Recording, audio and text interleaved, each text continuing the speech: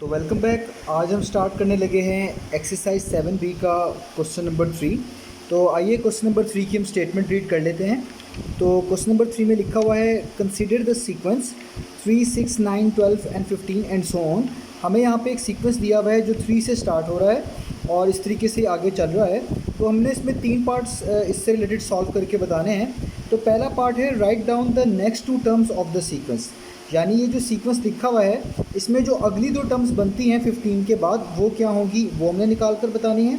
Find in terms of an a formula for nth term of the sequence, और हमने एक ऐसा formula निकाल कर बताना है जिसकी मदद से हम अपनी मर्ज़ी से इसमें कोई भी nth टर्म निकाल सकें।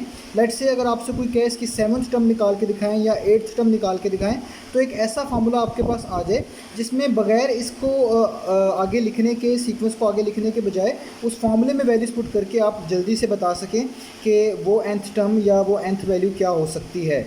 तो हमने दूसरे पार्ट में बेसिकली फार्मूला निकाल कर बताना है जो इस सीक्वेंस के लिहाज से बना हो, और उस फार्मूले में पुट करने से आप कोई सी भी nth वैल्यू इस सीक्वेंस के बारे में बता सकें। और क्वेश्चन नंबर 3 है hence find the 105th term.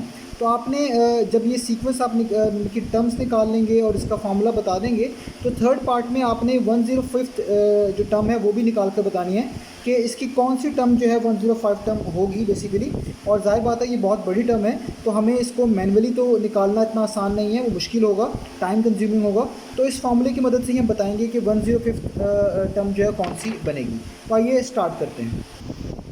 तो ये मैंने जो सीक्वेंस है यहाँ पे लिख लिया है। तो अब सीक्वेंस के आप देख सकते हैं यहाँ पे ये 3 से स्टार्ट हो रहा है और सो ऑन आगे चल रहा है। 15 से अगली 2 टर्म्स मैंने सबसे पहले पार्ट में निकाल कर बतानी है। तो आप लोगों को इस सीक्वेंस के बारे में मैंने बताया हुआ है, आप सीक्वेंस को पहले चेक कर लें कि क्या इसमें कॉमन डिफरेंस है। कॉमन डिफरेंस का क्या मतलब ये है कि आप नेक्स्ट टर्म में से प्रीवियस टर्म को माइनस करके देखें और ये सब के साथ करके देखें और देखें क्या इनका जो डिफरेंस है वो सेम है। अगर तो इनका डिफरेंस सेम है तो हमारे लिए इसको सॉल्व करना आसान हो जाएगा और हम ये भी गैस कर पाएंगे कि इसकी अगली 2 टर्म्स क्या होंगी। लेकिन ज़रूरी नहीं है कि हर केस में डिफरेंस सेम हो, हर सीक्वेंस डिफरेंट होता है। तो आपने जो सबसे कॉमन प्रैक्टिस होती है, जो सबसे पहले हम करते हैं वो यही करते हैं कि कॉमन डिफरेंस वाले वे से चेक कर लेते हैं। अगर ये वर्कआउट ना करे तो फिर अगले जो है किसी और मेथड पे या किसी और ट्रिक से जस्टिफाई करते हैं और इसका पैटर्न ढूंढते हैं। तो सबसे पहला काम तो ये हम इसका कॉमन डिफरेंस निकाल कर देखते हैं। तो अगर मैं 6 में से 3 माइनस करूँ, यहाँ रफ में करता हूँ, तो 6 में से 3 माइनस करूँ तो मेरे पास आता है 3। इसी तरीके से 9 में से 6 माइनस करूँ तो भी मेरे पास क्या आता है 3। 12 में से 9 माइनस करूँ तो भी क्या आता है 3। अब आगे 15 में से भी 12 माइनस करें तो क्या आता है आपके पास 3। इसका मतलब इन सब में जो डिफरेंस है वो क्या है 3 का। मैं यहाँ पे लिख सकता हूँ the common difference between the terms of sequence is equal to 3। तो जितनी भी टर्म्स हैं इनका जो कॉमन डिफरेंस है इनके दरमियान वो कितना है 3 है।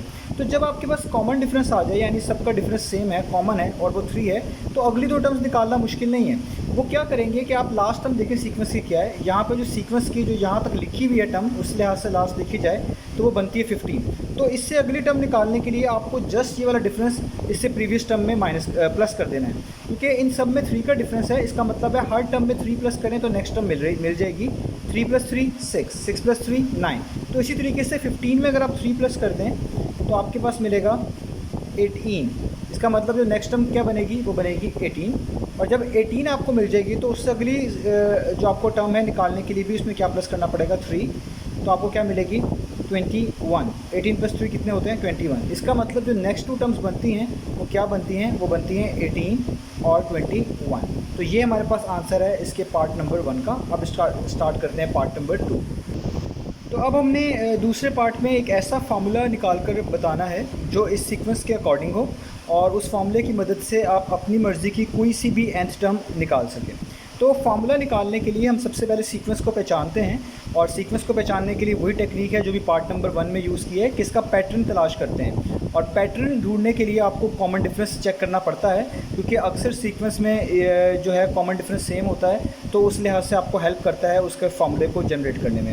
बाकी ये लाजमी नहीं होता कि हर किसी में कॉमन डिफरेंस सेम हो, सीक्वेंस बहुत टाइप्स के होते हैं, लेकिन जिस तरह का ये सीक्वेंस है आप जान चुके हैं कि इसमें कॉमन डिफरेंस जो है वो सबका 3 है। कॉमन डिफरेंस क्या है, इसको इस वजह से रहे हैं क्योंकि वो सब में सेम होता है। तो आपने क्या करना है, सबसे पहले देखें इसमें कॉमन डिफरेंस क्या है, वो मैं पहले से ही पता है, मैं यहाँ पे लिख देता हूँ। वो मैं अभी पार्ट नंबर 1 में कर चुका हूँ कि जो कॉमन डिफरेंस है इन सीक्वेंस का वो क्या है, वो है 3। तो जब आपको कॉमन डिफरेंस पता चल जाएगा तो आपने जब भी फार्मूला बनाना हो nth टर्म का तो आप इसी चीज़ को इस्तेमाल करेंगे, इसी लेटर को, इसी डिजिट को यूज़ करेंगे। तो आपका जो फार्मूला बनेगा फॉर nth टर्म वो कुछ इस तरह का बनेगा। मैं यहाँ पे लिखूँगा formula for the nth term. किसी भी nth टर्म को निकालने के लिए जो आपका कॉमन डिफरेंस होगा आप इसको लिखेंगे और इसके साथ एक यूज़ कर लेंगे लेटर n, यानी जो आपने कॉमन डिफरेंस निकाला हुआ, क्योंकि सब में कॉमन डिफरेंस 3 है, 6 - 3 3, 9 - 6 3। तो जब भी आप फार्मूला बनाने लगेंगे nth टर्म का तो आप उसको जो उसका यहाँ पे डिफरेंस लिखा होगा उसके साथ आप क्या लगा देंगे, एक n लगा देंगे और उसमें प्लस कर देंगे c का मतलब है यहाँ पे कोई कांस्टेंट है, आप इसको खाली भी छोड़ दें तो ये वैल्यू भी हमने निकालनी होती है। इस वैल्यू को निकालने के लिए आपको इस वैल्यू की ज़रूरत पड़ती है और कॉमन डिफरेंस की ज़रूरत पड़ती है। तो अगर आप देखें, मैंने ये बता चुका हूँ कि ये वाली जो वैल्यू है इसको बोलते हैं T1, टर्म नंबर 1। इस वैल्यू को बोलते हैं टर्म नंबर 2। इसी तरीके से ये आगे होता है और इससे जो पीछे वैल्यू होती है उससे बोलते हैं 0th टर्म, या कह लें T0 बोल लें इसको। तो ये जो टर्म होती है ये इससे भी पीछे टर्म होती है। तो मैं यहाँ पर लिखता हूँ the term before T1 is equal to T0 पढ़ लें, T0 पढ़ लें, दोनों ही सही है, कोई इशू की बात नहीं है। तो T0 जो है वो टर्म है जो T1 से पहले है। आपको ये निकालनी पड़ती है क्योंकि इस टर्म की मदद से ही आप ये C डिसाइड कर पाते हैं। तो आपने क्या करना होता है इस T0 को निकालने के लिए कि जो टर्म आपके पास लिखी हुई है यानी T1, उसमें से माइनस करवा दें कॉमन डिफरेंस। कॉमन डिफरेंस कितना है, 3। तो 3 - 3 कितना आता है, वो आता है 0। इसका मतलब जो सबसे पहली टर्म बनती है वो क्या बनती है, 0। तो यहाँ पे जो ये वाली आपने वैल्यू निकाली होगी वही वैल्यू आपने यहाँ पे C की जगह पे लिखेंगे।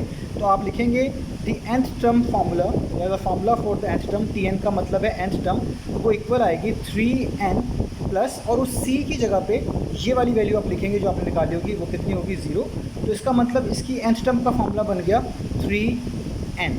तो ये वो फार्मूला है जो इस सीक्वेंस को जनरेट करेगा। आप इसमें n की वैल्यू 1 पुट करें तो आपके पास 3 मिलेगा, 2 पुट करें तो 3 2 टाइम्स 6 मिलेगा, और इस तरीके से चलेगा। तो जब भी आपने फार्मूला निकालना होगा आपको कुछ इस पैटर्न से जाना पड़ेगा। तो ये था इसका पार्ट नंबर 2, हम फार्मूला निकाल चुके हैं। वो फार्मूला जो जनरल nth टर्म का बनता है वो बनता है 3n। आइए अब इसका पार्ट नंबर 3 देखते हैं। तो अब तीसरे पार्ट में हमने निकाल कर बताना है फाइंड द 105th टर्म। यानी यहाँ पे आप देखें T1 भी गिवन है, टर्म नंबर 1, टर्म नंबर 2, और इसी तरीके से आप देखें टर्म नंबर 5 तक गिवन है। लेकिन हमने निकाल के दिखानी है 105th टर्म, जो कि बहुत आगे जाके आएगी। तो एक तो मैनुअल वे है कि आप ये सारा सीक्वेंस लिख लें और ये टर्म निकाल लें। ज़ाहिर बात है वो बहुत लेंथी मेथड हो जाएगा और 105th टर्म तक लिखने में बहुत ज़्यादा टाइम ज़ाया हो जाएगा। तो इसलिए जो फार्मूला होता है जनरल, जो हमने अभी सेकंड पार्ट में निकाला है, ये आपको हेल्प करता है अपनी मर्ज़ी की कोई सी भी nth टर्म निकालने में। तो यहाँ पे जो ये लिखा हुआ है 105th टर्म निकालें, इसका मतलब है आपने n की वैल्यू क्या रखनी है, 105, क्योंकि Tn का मतलब है nth टर्म। अगर 105th टर्म निकालनी है तो आपको n की जगह पे ये वाली वैल्यू पुट कर देनी है जहाँ जहाँ भी इसका जनरल फार्मूले में n आ रहा होगा।